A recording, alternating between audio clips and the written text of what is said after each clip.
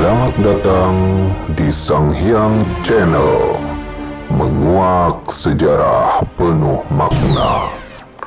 Dengan izin Allah, raga dan nyawanya berpisah, yaitu keluar dari jasad Basyar Hidayatullah.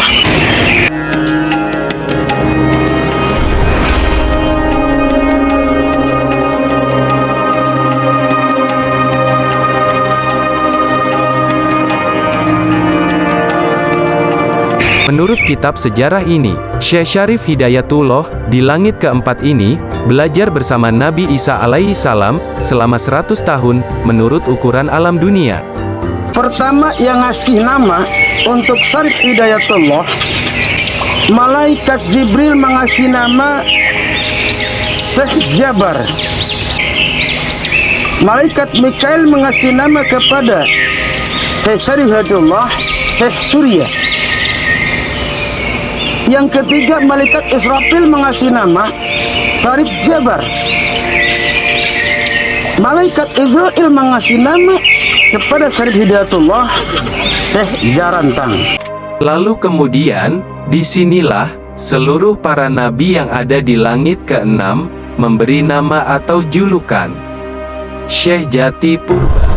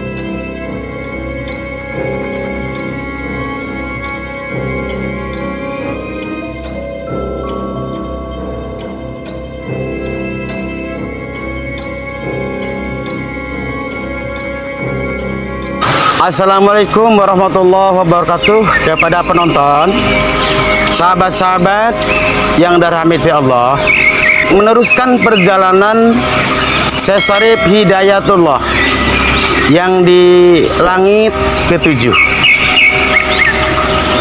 Di langit ketujuh, Syarif Hidayatullah lantas berjalan melewati jalan Shiratal Mustaqim.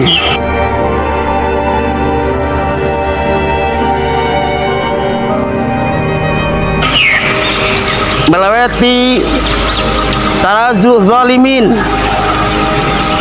melewati timbangan amal jariyah, melewati timbangan amal buruk.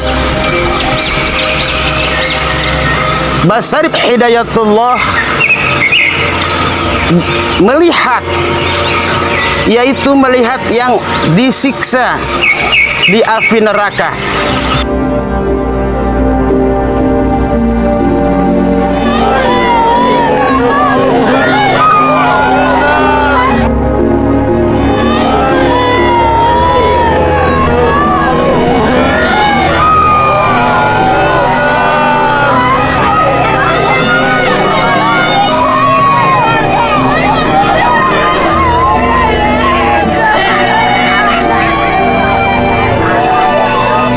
Dan diantar oleh malaikat Israel. Kata Syarif Hidayatullah, "Ya Israel, itu siapa? Kenapa di dunianya itu berbuat seperti apa?" Dijawab oleh malaikat Israel, "Ya Syarif Hidayatullah, itu umat Kanjeng Nabi Muhammad sallallahu alaihi wasallam yang dapat siksa badannya ajur, digunting-gunting oleh api neraka jahanam, perutnya pun membuncit, meminum nanah dan darah. Kenapa?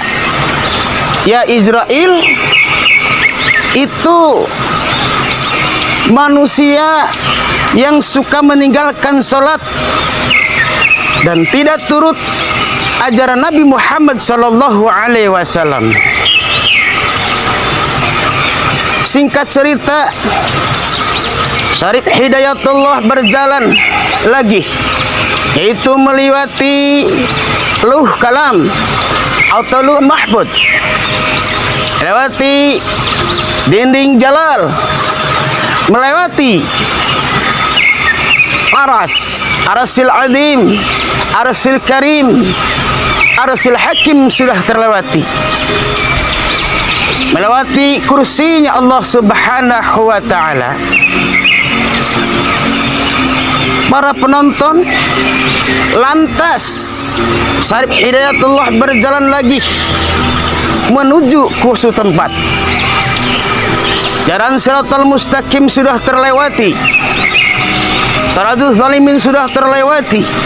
Melihat siksaan-siksaan orang-orang yang zalim, orang-orang yang maksiat, orang-orang yang meninggalkan salat, bermacam-macam, yaitu siksaan neraka jahanam.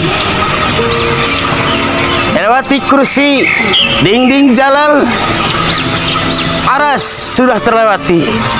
Syarif Hidayatullah nyampe ke suatu tempat, yaitu hijab, yaitu hijab nur Rasulullah sallallahu alaihi wasallam.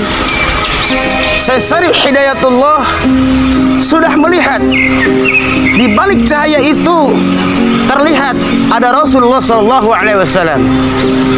Sirnalah, hilanglah cahaya itu, kelihatanlah dat Nabi Muhammad sallallahu alaihi wasallam. Kata Syarif Hidayatullah, Assalamualaikum ya Rasulullah, Assalamualaikum ya Rasulullah. Dijawab oleh Rasulullah sallallahu alaihi wasallam dua kalimat salam, Assalamualaikum warahmatullahi wabarakatuh. Hai nyawa manusia, hai nyawa Syarif Hidayatullah, ada apa? Tujuan apa yang kau maksud? Kata Rasulullah sallallahu alaihi wasallam. Dijawab oleh Syarif Hidayatullah, ya Rasulullah, aku ingin bertemu denganmu ya Rasulullah. Nabi Muhammad sallallahu alaihi wasallam sudah memeriksa terhadap Syarif Hidayatullah. Lantas berkata Syarif Hidayatullah, ya Rasulullah, aku mau nanya arti kalimat syahadat yang suci, mau menanyakan tentang syariat, tentang martabat, tentang surga dan neraka, tentang aras, tentang kursinya Allah Subhanahu wa ta'ala. Tolong aku kasih tahu ya Rasulullah, aku bingung. Aku mau bertanya kepadamu ya Rasulullah. Dijawab oleh Rasulullah sallallahu alaihi wasallam, ya Syarif Hidayatullah, larangan termasuk para nabi kaulah ngaluarkan ajaran-ajaran syariat karena sabab kaulah sudah wafat. Tapi tetap kekeh saya Syarif Hidayatullah niat mau berguru. Oleh Nabi Muhammad sallallahu alaihi wasallam malah disuruh pulang lagi ke dunia lahir. Tapi tetap Syarif Hidayatullah mau menanyakan, mau berguru tentang kalimah syahadat sejati. Lantas menanyakan Syarif Hidayatullah kepada Nabi Muhammad sallallahu alaihi wasallam, aku ingin menanyakan tentang syahadat sejati ya Rasulullah. Dijawab Rasulullah sallallahu alaihi wasallam, kalau kamu sudah mau meninggal, datangnya sakralatul maut, disitulah baru ngerti kuburan kau sendiri. Di mana sakralatul maut, di situ terlihat, yaitu yang namanya aras Allah. Baru ngerti siksa kubur jannah, disitulah mau mati kita baru ngerti. Lantas Syekh Syarif Hidayatullah menanyakan tentang syarat jati. Apa sih ya Rasulullah? Ya Rasulullah, arti syarat jati. Kata Rasulullah sallallahu alaihi wasallam, singkat cerita, syarat jati, syarat sejati adalah kau sudah bertemu dengan kedua orang tuamu. Kata Rasulullah sallallahu alaihi wasallam kepada Syarif Hidayatullah. Dan Syarif Hidayatullah terus menanyakan tentang agama. Ya Syarif Hidayatullah, pulanglah kau ke alam lahir, ke alam dunia. Kurang apa kitab-kitab dan ilmu-ilmu Allah yang ada di alam lahir? Itu kitab Quran. Kurang apa? Ya Syarif Hidayatullah, carilah yang bernama Syahdatul Kahfi yang ada di Gunung Jati, yaitu cucu tunggal kaulah. Rasulullah sallallahu alaihi wasallam memberi nama terhadap Syarif Hidayatullah. Kau Syarif Hidayatullah harus ganti nama, dijuluki Susunan Jati Purba. Di sini Syekh Syarif Hidayatullah diberi nama atau julukan oleh Rasulullah, yaitu Susunan Jati Purba, serta diberinya jubah sebagai tanda kewalian Syekh Syarif Hidayatullah. Dan ini hadiah buatmu, buat ciri kewalian, yaitu jubah. Lantas diambil, diterima oleh Syarif Hidayatullah, jubah yang dari Rasulullah sallallahu alaihi wasallam. Itu tanda kewalian, kata Rasulullah sallallahu alaihi wasallam, itu tanda rajanya kewalian. Lantas minta izin Syarif Hidayatullah kepada Nabi Muhammad sallallahu alaihi wasallam. Diizinkanlah oleh Nabi Muhammad sallallahu alaihi wasallam. Lantas dia sadar dari mati sejering uripnya, masuk lagi pada jasadnya.